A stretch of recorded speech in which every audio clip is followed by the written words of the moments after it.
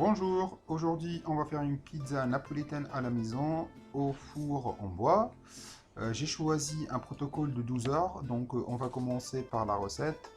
Je vais préparer aujourd'hui 750 g de pâte pour faire 3 boules de 250 g. Donc pour les ingrédients, je vais utiliser une farine tout usage, mais de préférence mettez plutôt une farine T55 avec un taux de protéines entre 11 et 13%. Je vais utiliser aussi levure sèche, l'eau et du sel. Les quantités sont affichées dans la vidéo. Je vais commencer à peser mes ingrédients. Commencer à peser ma farine, l'eau.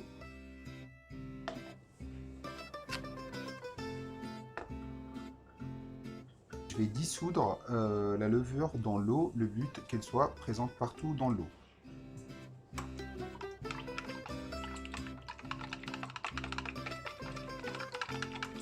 Je vais peser mon sel après. Moi je suis parti pour 14 grammes. C'est du sel de cuisine normal. Et je vais entamer la partie pétrissage. Je rajoute mon sel à la farine. J'ai fait un choix en fait de rajouter un poudre de thym et de romarin pour donner plus de goût en fait à ma recette. Et je commence la partie pétrissage. Que je fais plutôt, j'utilise un pétrissage spirale jusqu'à l'obtention d'une pâte homogène. Attention de ne pas trop chauffer la pâte. Et je continue le pétrissage à la main pour donner un peu de force à ma pâte. La partie spirale finie, je récupère la pâte, je farine mon plan de travail et j'essaie d'étaler un petit peu, mais vraiment, c'est l'étape caresse, moi je l'appelle. Donc vraiment étaler un petit peu, tirer les coins euh, vers le centre. Euh, c'est le but en fait d'intégrer un petit peu d'air dans ma pâte pour avoir plus de corps pour ma pâte après, qu'elle se tient après. Et c'est une partie très délicate, voilà, c'est vraiment avec les doigts. Je force pas, c'est voilà, c'est en toute délicatesse. J'essaye de sortir le ventre doucement. Euh, cette étape, vous verrez bien la différence, hein. Votre pâte sera bien plus malléable, facile à travailler. Et j'essaie de garder tout le temps la jointure en dessous. Là, j'ai ma petite boule qui va partir en repos.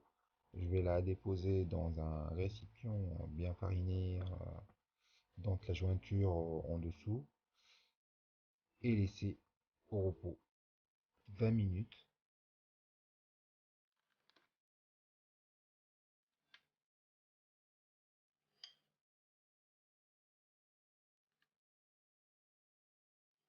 Voilà, c'est parti pour 20 minutes de repos. Après 20 minutes de repos, là je vais procéder, je vais couper la pâte en 3 boules de 250 grammes. Le vrai en fait succès et la réussite de la pizza, c'est vraiment de suivre en fait les étapes, surtout l'étape de pétrissage. Les étapes qui suivent le pétrissage, quand on dit pétrissage, on dit rabat, on dit aussi la maturation de la pâte. Après, c'est la pâte qui va faire le travail toute seule. Donc, c'est vraiment l'astuce en fait, c'est vraiment de bien respecter chaque étape et laisser en fait, laisser la pâte faire le travail. Donc là, au niveau de la coupe des boules, donc certes qu'il y aura des chutes, vous voyez moi ce que j'ai mis en fait, je le mets sous forme de pyramide. Je vous montrerai après au niveau du rabat comment je vais faire pour intégrer ces petits morceaux.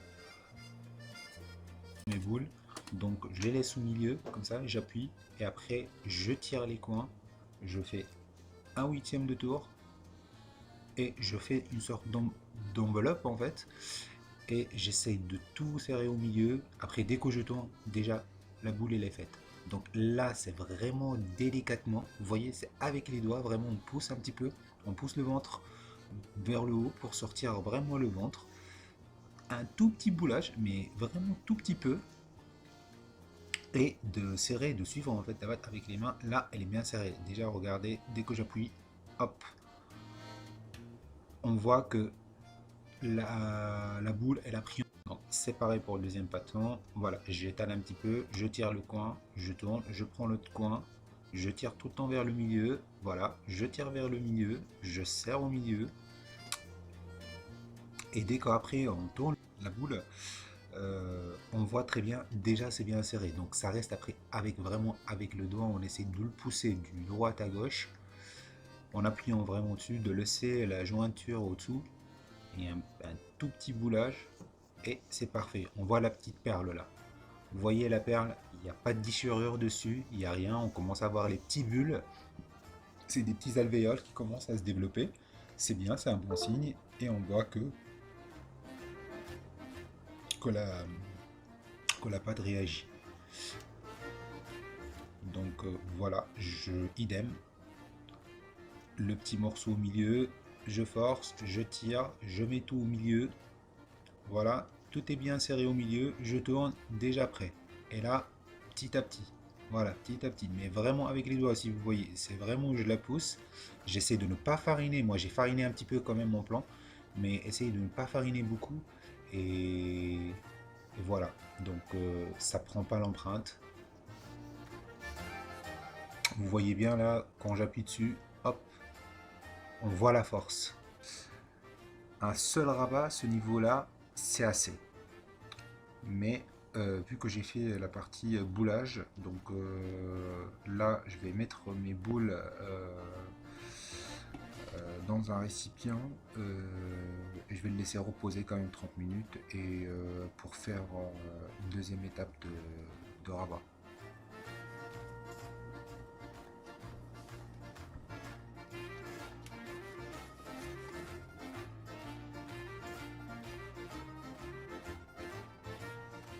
Donc voilà, après 30 minutes, euh, mes pâtons sont beaux, ils sont gonflés. On voit qu'ils sont bien gonflés. Donc allez, go. On attaque la partie rabat. Euh, je récupère mes pâtons délicatement. Donc le but c'est de serrer la pâte pour donner plus du corps en fait à la pâte. On dit que la pâte a du corps quand elle est bien élastique et qu'elle se tient en boule sans s'avachir mollement. Donc on lui introduit un peu d'air et en même temps on resserre le réseau de gluten qui va la rendre plus élastique, voilà, plus belle, plus lisse, plus ferme, plus musclée quoi. Pour simplifier en fait cette étape de rabat, il faut penser que votre réseau de gluten comme si c'était un élastique. En sortie de pétrissage, il est bien tendu. Puis il se relâche, donc il faut juste le retendre un peu. C'est pour ça qu'il faut aller délicatement en fait sur cette étape. Comme ça, les alvéoles en fait ils vont diminuer de taille, mais il faut les préserver. Ils regrousseront pendant la phase de fermentation. Et si on va trop fort avec plusieurs étapes de rabat, ça risque qu'on les détruit et c'est plus récupérable. Donc voilà, donc, je reviens sur cette étape. Euh, il faut ramener les quatre coins au centre jusqu'à obtenir une boule avec une jointure au milieu. Et à chaque fois, mais vraiment caresser quoi, la pâte. C'est avec les doigts, on serre un petit peu jusqu'on obtient cette fameuse boule lisse, la perle, comme les Italiens ils disent.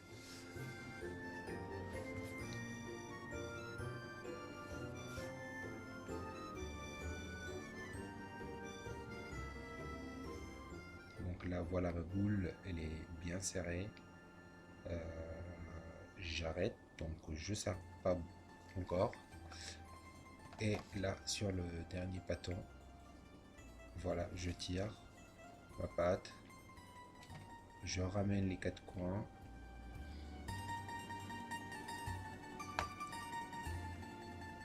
au centre.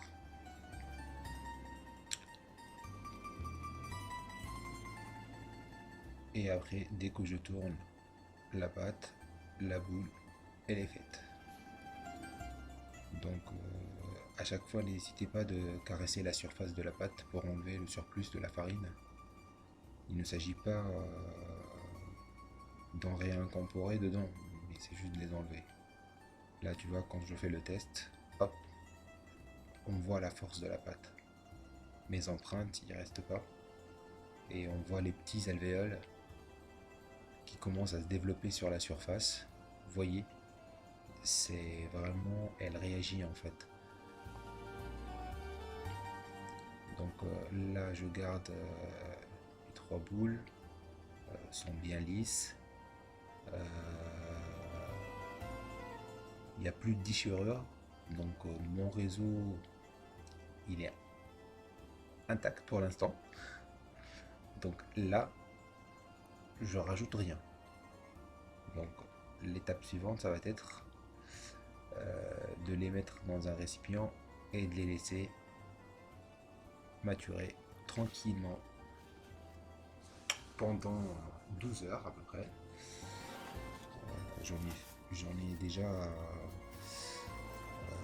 fait 1 heure, donc il me reste 11 heures de repos. À peu près, la jointure bien sûr au-dessous. Et laisser se reposer tranquillement.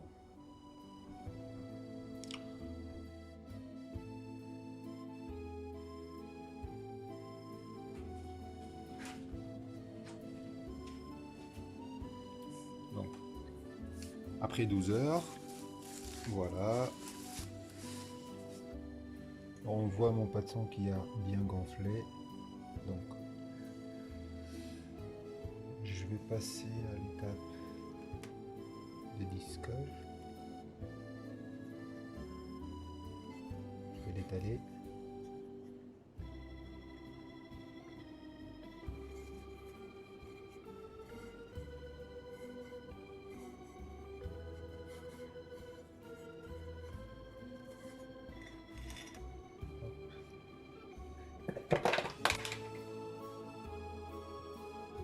Je farine un petit peu.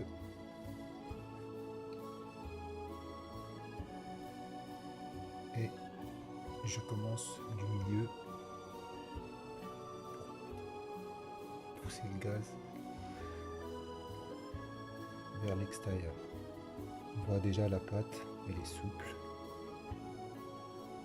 Vous voyez, c'est vraiment très souple. Hop, hop. Vous voyez, c'est fini. C'est magique. Hop.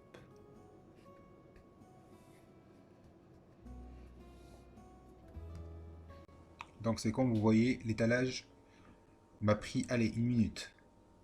Même pas. Donc moi je vous conseille, le disquage, c'est vraiment manuel. Évitez de casser le gluten, parce que si on passe au rouleau, on va casser le gluten, ça écrase tout en fin de compte. Et on a perdu vraiment tout le boulot. Donc vraiment un disquage manuel à la main, de partir du milieu à l'extrémité et d'aller doucement en fait. Et si on a bien suivi toutes les étapes, la pâte déjà, elle a fait tout le travail toute seule.